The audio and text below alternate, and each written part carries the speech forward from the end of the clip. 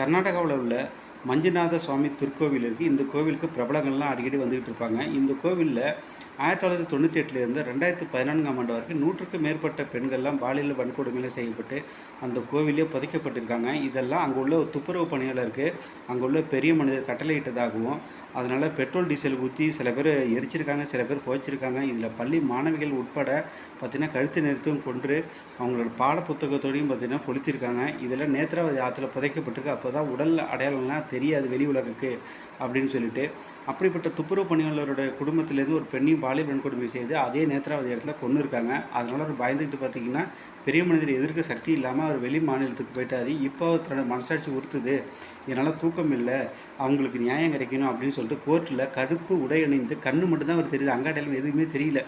இப்போ கோர்ட்டில் வந்துட்டு சாட்சி சொல்லியிருக்காரு. இது விஷயமா இப்போ ஸ்பெஷல் இன்வெஸ்டிகேஷன் டீம் அமைச்சாதான் இது உண்மை வெளிவரும், நியாயம் கிடைக்குமா என்னென்னு தெரியல. ஏன்னா